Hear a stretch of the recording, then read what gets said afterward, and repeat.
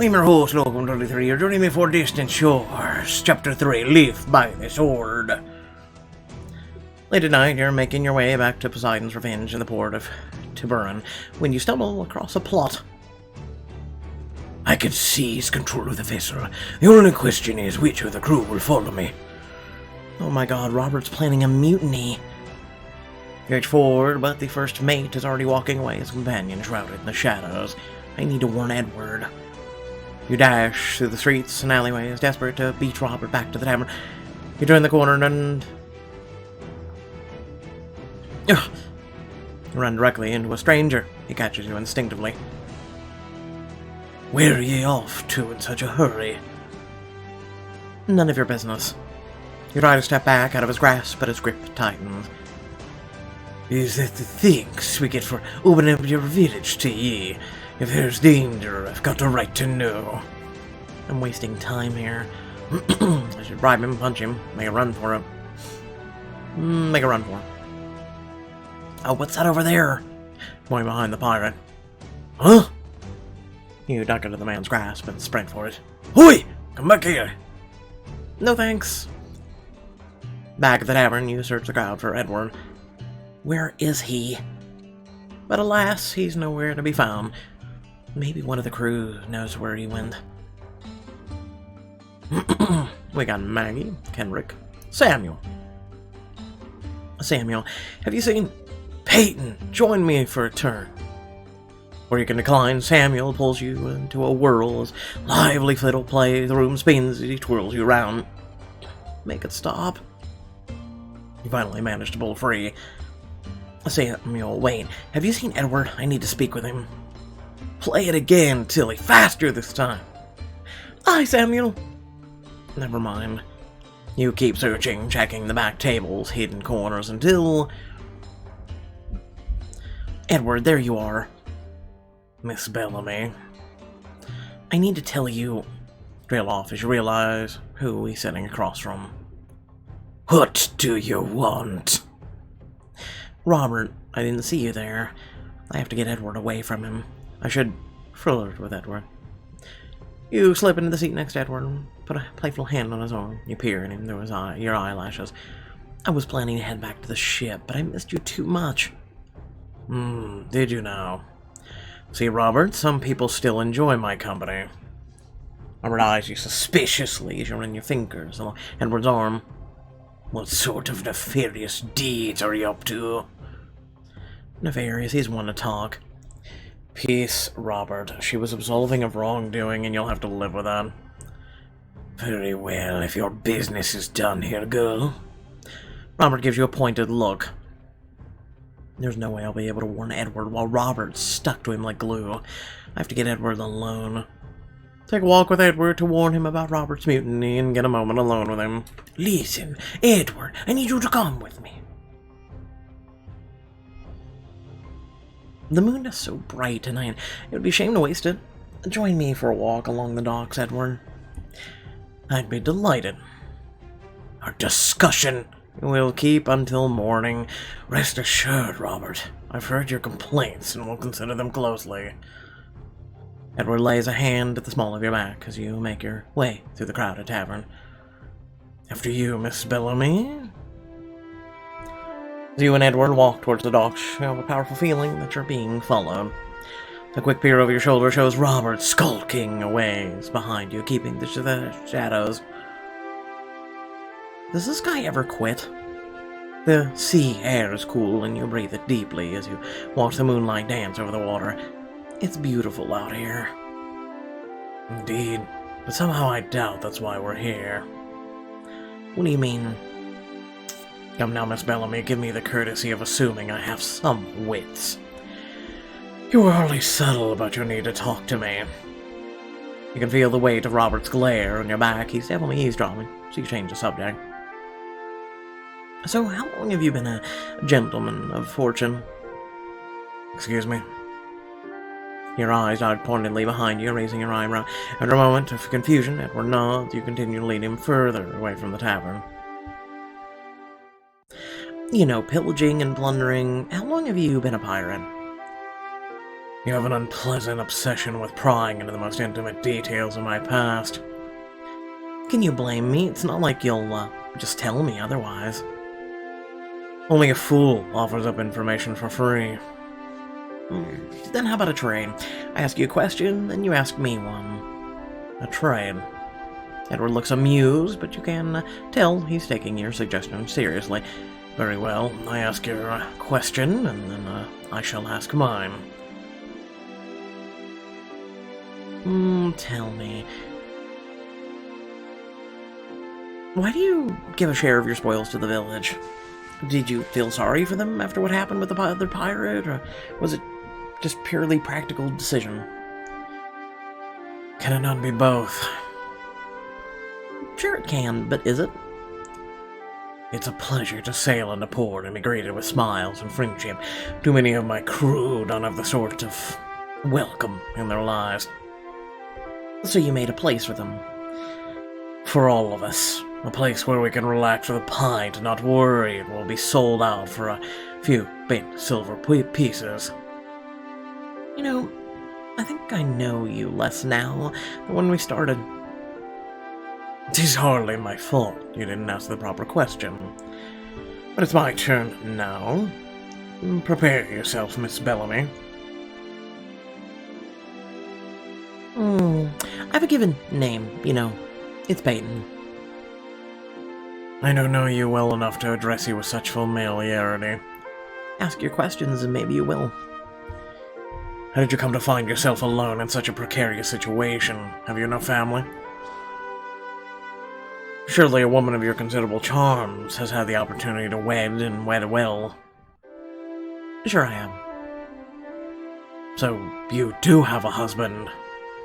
Not a very good one if he's abandoned you to your present circumstances. You stifle a laugh. No husband. Actually, I haven't found the right person yet. But when I do, I plan to seize the opportunity. Of that I have no doubt, Miss Bellamy. Edward stops walking and faces you. I have one more question, and I expect you to answer seriously. Tell me, Bellamy, where are you truly from? I don't know what you mean. I've never met anyone with an accent like yours, you say, and do the oddest things. And try as I might to make sense of it all, the tale you weave is such stuff of fantasies, I must know the truth. You wouldn't believe me even if I told you, Edward. Edward brushes a stray strand of hair away from your face, looking deeply into your eyes. You feel your breath catch at the intensity of his gaze. Try me. Okay. You take a deep breath. I'm from the future. Come again. I was born in the 90s, the 1990s. A couple days ago, I was auditioning for a role in a pirate soap opera when I was somehow sent back in time. That's how I wound up on the Admiral's ship. Exactly how much rum did Charlie sneak into your cup? I told you wouldn't believe me. You start to turn away, but Edward puts a gentle hand on your arm to stop you. I'm trying to, it's just too fantastical to believe. Oh, I'm just getting started. One day you won't have to sail by the sun or stars. Machines that float around way up in the sky can tell you exactly where on Earth you are. And most people travel around by flying anyway. Hardly anyone takes boats anymore, or horses. You have a vivid imagination, Miss Bellamy. I'll grant you that. We've been to the moon. The moon? But how? We created a new type of ship that can sail through the space instead of the sea. My grandma used to tell me stories about watching the first moon landing on TV. TV? The television. And like a stage play, only gets recorded and you play it on a box in your living room or on your phone. My phone. You pull it out of your pocket with a flourish. See? I don't know what to make of the black box. Is this witchcraft? Nope, it's technology. I'll show him pictures of my last trip to Vegas. Lots and lots of selfies. Pictures of our family dog. You hold your phone out to Edward so he can see as you flip through the photos of your family dog. I figured not myself because that's a given. And then trips to Vegas. Meh. This is Mojito, the bulldog. Keep scrolling. By the gods, what is he wearing? Oh, that's a little doggy life vest. The picture is from the last 4th of July. You have a life-giving vest, yet you put it on your beast. What is so special about the July the 4th? A lot has happened in the last 300 years or so, but let's just say the picture would get a lot of likes in my time. I can't tell if you're drunk or mad. You're literally looking at the phone, too, of the dog's selfies. I warned you, it's hard to believe, but it is the truth. I need some time to consider everything. Edward hands your phone back to you, still shaking his head in wonder, and you slip it back into your pocket. Yeah, I can understand that. Besides, that's not why I asked you out here. It's behind you, and you're far enough away from now that Robert couldn't possibly overhear your conversation. I overheard Robert talking to someone outside the tavern. He's plotting against you, planning a mutiny. Edward's expression clouds as he paces away from you, his hands locked behind his back. Edward? I need your word. Promise you'll not breathe a word of this to another soul. But your sworn promise. Miss Bellamy, you need to find a different ship. You swallow and nod. I swear I won't tell anyone. Edward relaxes, his expression softening, his eyes piercing in the oars. Thank you. For the promise and this information, I suspect I owe you my life, and the crew, before all is said and done.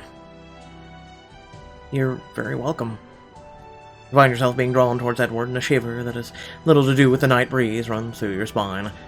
Miss Bellamy. With your heart thumping hard, you move to close the distance between you. Edward. But at a moment before your lips meet, he steps back and shakes his head, as if emerging from a daze. It's late, and we set sail at dawn. Let me escort you back to the ship. The two of you walk back together, a comfortable silence falling between you. Early the next morning, the crew casts off, and the Poseidon's Revenge glides out of Tiburon's harbor on smooth, glassy waters. Where are we headed? East. Not that it's any of your business. We would have to suffer questions if we left her back in the village. Sorry, Octavia, but I'm not going anywhere. Not until I get my hands on the compass, anyway. Pay them no mind, Peyton. We're bound for the trade route. The one you've been targeting? The same. Curly approaches you, her eyes glinting with anticipation. You know what that means, love. Today is the day you become a real pirate. You think back on everything that you've done in the past. Has it only been 2 days? I thought I already was a real pirate. Perhaps, but you still need to find your place on the ship. You'll help out with a few different tasks today to see what you have a feel for. Where do I start? Sailor, boot, swan, gunner. You know what? I'm going for a gunner. You follow the steps down to the gun deck, where Ginny and Jonas are waiting next to a large cannon. Let's see how you take to being a gunner, eh? It's easy, Peyton. First, you put in the powder. Then you use the rammer and wad to pack it in there. When that's done, you load the cannonball.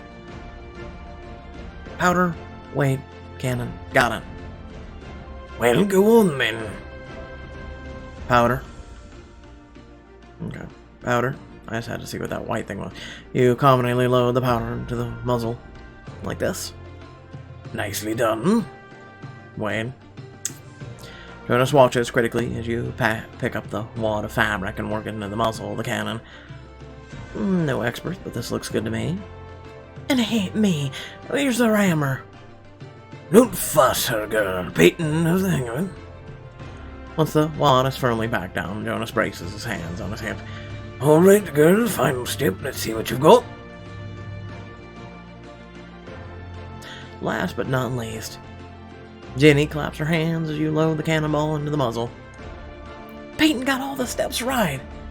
Aye, she did. Jonas ruffles Jenny's hair. Maybe I've got another natural on my hands. I'll have to work hard to keep up with you, Jenny. You head back up the deck. You join Kendrick up in the rigging, clinging tightly to the ropes for support. You'd best be prepared to impress, lass. Today there'll be no eye going easy on you. You were going easy on me before?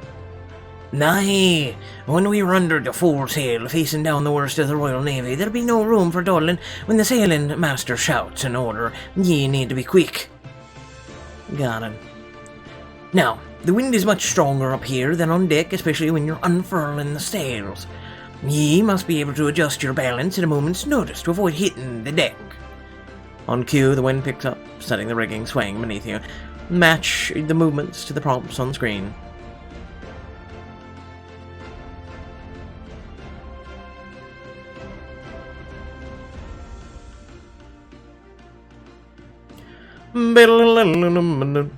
So do I pass the test? Aye, you almost look like our seasoned hand. Oh, only almost.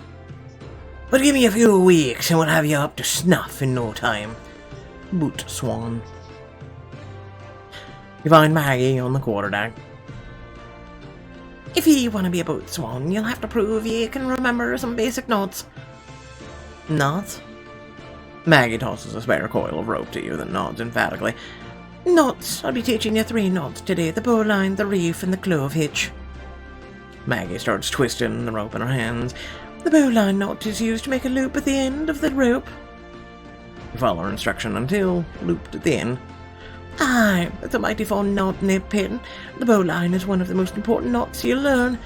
Ye use it to rescue someone who falls overboard, among other things. You nod. Bowline knot used for rescue. What's next? The reef knot. Okay, it looks like a square. It does not look like a square. It looks like a figure 8. Thank you, though. You use that to furl the sails or bundle the things. You nod as you attempt to tie the knot yourself. A reef knot is used to tie up the sails. Good. Now the last one today is the clove hitch knot. This one is used to wrap around railings and the like. What's it used for? You use the clove hitch to secure lines along a series of posts. She nods to the side deck, where many of the ropes are tied down using the clove hitch. You secure ropes to posts with the clove hitch. Got it. Good. Now prove it. What would you use to furl the sails? To unfurl would be the reef knot. Make quick work of your rope, holding up a perfect reef knot. How's this? It is just right. And what would you use to secure a line to a post? Oh, that's easy. I'd use the clove knot. Wrap your rope around the rail, then cross it over and wrap it again before tucking the end through. Ta-da! A perfect clove hitch. Aye, that's a beauty, that. Last one, what would you use if you need to rescue someone who fell overboard? A rescue knot has got to be... Quickly fasten the bowline knot and present it to Maggie. See? And the loop at the end makes it easier for the person to grab onto. Just so. At the end of the lesson, Maggie peers down at all the knots you've tied. Keep this up, Peyton, and you'll be better than me before you know it. After you've tried all the positions, you meet back with the others. I see she hasn't fallen overboard yet, pity. Give Peyton a little credit, Octavia. Indeed, she's been a natural with the cannons, and I know Ginny's taking a liking to her. Peyton be right help in the riggings, took to the sails like a fish to the water. Peyton has the makings of a damn fine boot swan. What? Are you fighting over her now? Jealous, Octavia? I suppose if you're that good at everything. What do you want to do, Peyton? Oh, I get to choose. I'd rather be a gunner. Didn't he be happy to have you a part of the team? I can't wait to blow stuff up. Soon you're dismissed from your new assignment. You wander the decks until you hear the sound of swords clashing. Oh crap, did Robert already betray the crew? No, they practice and have things. Rush up the stairs to find the quarterdeck divine. Is it the best you've got, scallywag? Currently fencing with Edward, a shirtless Edward. Watch your tongue, Charlie. Or have you keelhauled. The swords flash in the bright sunlight, and they exchange fierce blows in front of the crew. Are they always like this? Aye, you'll get used to their peculiarity soon enough. I don't know about that, Henry. I certainly still haven't. The two sword fighters parry and dodge their way across the deck, right through the group of onlookers. Careful, you two. I'd rather avoid doing surgery today, on you or anyone else. I hardly think your services will be needed, Samuel. 'Tis a friendly sparring match, Sammy. Nothing to fret about. Charlie turns to Edward with a grin. Although you're a step slow today, Captain. Up late brooding again. I'm awake enough to keep you on your toes. Edward darts out of the path of Charlie's sword and then spins around to bring his blade dangerously close to her cheek. Oh! Charlie jumps back, breaking form to stay out of danger. Perhaps you should stand to do a little more brooding. Charlie swishes her sword through the air into line. Me never. Who do you cheer for? Charlie? Edward. Come on, Edward, you can do this. He remains focused on Charlie with the corners of his mouth, lifts up in a small smile. Edward leaps out of the way of Charlie's sword, rolling across the deck until he rises to the feet before you. Finished with your tasks already, Miss Bellamy? That's right, you're looking at your newest gunner. We've got our work cut out for us. Between me and Ginny. We'll whip her into shape. Exactly. Glad to hear it. If you're settled, then maybe it's time to show you how to handle yourself in a real battle. Charlie tosses her sword to in your direction. Your stage training takes over as you feel the weight of the sword in your hand. You slash through the air, adjusting to the weight of the real thing. I don't want to interrupt. Edward studies you for a moment before inclining his head. You've held a sword before. Is this a question? Just an observation. You are full of mysteries, Miss Bellamy. You two share a long, knowing look. You can't tell if he's decided to believe you yet or not. Mysterious or not, 'twould be a good thing to know for sure Peyton can hold her own against navy dogs and the like. Miss Bellamy, would you care to try your sword against one of us? Get a sword fighting lesson from Edward or Charlie to give you a boost when battling your enemies. Why not? So you can pick one of the two. I'm gonna go learn sword fighting from Edward. Why not? I'll take you up on that offer, Edward, if you think you can handle me. Edward gives you a slow smile. Of that I have no doubt. You raise your sword, pointing it at his smug face. On guard. You take a couple steps towards Edward, your weapon flashing in the sunlight as you thrust it towards him. As he easily parries, and a flick of his wrist disarms you. Hey! The sword flies through the air, and he catches it in his other hand with ease. I guess being at the top of your stage fighting class doesn't much help when you're up against actual swordsmen. That's right, Captain. Show Peyton her place. He's very sporting of you, Octavia. Yeah, Captain Edward's the best swordsman in the ship. Even you can't hold your own against him. Edward leans closer and offers your sword back. He drops his voice so the others can't hear. Ignore them. Your grip is too light. Here, I'll show you. He moves behind you to guide your fingers into place on the sword's hilt. Your breath catches as you feel his strong body pressed against yours. Very good, Miss Bellamy. He steps back around to face you, his sword held loosely in his hand. Now, see to your stance, with your feet should be shoulder-width apart, the side of your sword slightly forward. Fall easily into the ready position. He nods his approval and swings his sword slowly towards your midsection. If someone attacks you like this, you should counterattack. You cut him off by hitting his blade with the flat of yours, repelling his attack. Like this. Very good. Steel rings against steel as you launch your own attack. He blocks you easily, but you earn a smile. Well played, Miss Bellamy. You show him love. Peyton must have had some kind of training to fight like that. I'm impressed when I know what she can do with a knife. Not everyone can be a cook, Henry. Edward steps back and raises his sword in a defensive position. Let's see a lunge, then.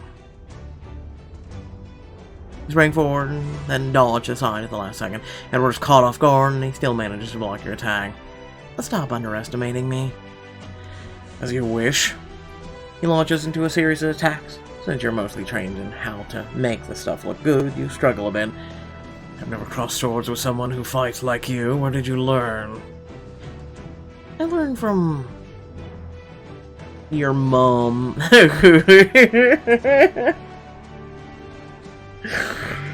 know what? I'm gonna do it. Your mom. Edward laughs heartedly as he blocks your swing. Miss Bellamy, if you'd learned from my mother, you would have bested me by now.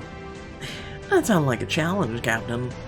My mother would be most disappointed if it did not. You circle one another, steel clashing as you carefully study his attacks and counters. Finally spot a hole in his defense. A trickle of sweat runs down the middle of your back as you lunge. But it's a trap. Edward tips your sword away and closes the distance between you. Oh. He's so close that every deep, ragged breath pushes your chest against his. You look up at him. Surrender. Edward is just a breath away as you lean into him, the fight forgotten. Edward. Miss Bellamy. One of his arms wraps around your waist as he closes the gap between you. Your eyes flutter closed when... Are we certain she's not bewitching him? Hush, Octavia, for God's sakes. Turn around and give him some privacy. Step back as the sounds of the crew's chatter breaks the spell. Oops, forgot we had an audience there for a second. You have a habit of making me lose my head. Is that a bad thing? His eyes search your face, but you have no idea what they're looking for. I don't rightly know. Edward turns to the crew. Don't you all have work to do? Aye, aye, Captain. Come on, you layabouts. You learn how to fight with a sword from Edward. I think I need a break, Charlie. She steps forward, brandishing another sword. Keep the cutlass, since you know how to use it now. You did well. Edward's a good teacher. Aye, but don't give him all the credit. You've earned some as well. Thanks. You lean against the railing as Charlie and Edward resume their sparring. The piercing whistle cuts across the clanging of the swords. Tally-ho! Charlie and Edward break apart instantly. Charlie scrambles up the rigging and leans precariously out over the ocean as Edward strives to the helm. She's a man of war! Isn't that a really big ship with literal boatloads of guns? Edward throws up on his coat, pulling out a spyglass to peer at the approaching ship. Bloody hell, she's flying the Admiral's colors. You're close enough to see him tense, his jaw tightening. He hands you the spyglass so you can see for yourself. Put the spyglass to your eye.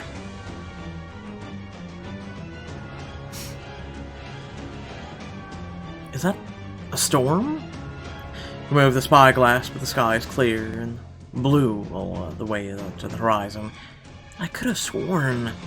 You lift the spyglass again. Okay, that makes more sense. Did I just look through time? Does that mean a storm is... All hands to stations, ready the cannons! Edward shouts, pull you from your thoughts and back to the real and present danger of the Admiral's ship on the horizon. What are you doing? What are you doing? What are you doing? Robert emerges from his cabin, eyes blazing, storms over to the helm, squaring off against Edward. We need to come out and come full sail. If we make a move quick, we can still escape. Escape? This is the moment we've been waiting for, Robert. We will defeat the Admiral this time, I'm sure of it. Not with a new untested crew member aboard. It's foolishness. Robert turns to Kendrick, ready to give an order, but Edward cuts him off. No, we have to move to intercept and fight. You want us to fight? I won't hold you back. I may be new at this, but I'm ready.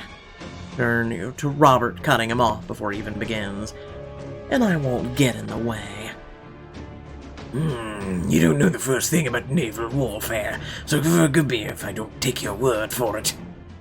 Enough, I'm the captain of this vessel, Robert. And you never let us forget it. Follow my commands or get off my ship. I have a better idea. Robert brandishes his sword at Edward. No. 'Tis time we found in this ship a new captain. Who's with me? Good timing. Without further ado, thank you all for watching. Please remember to like, share, and subscribe. Leave a comment down below. Let me know what you thought of the video. And, if you wanted to, you can always hit that join button. Become a sponsor of the channel. It's a great way of supporting. But there's links down below if you want to support as well. By the way, we will be streaming Final Fantasy VII later this evening on twitch.tv/locum23. There's a link down below. Feel free to tune in. It is the Final Fantasy VII remake, by the way. And without further ado, thanks for watching. Catch you all later. Peace.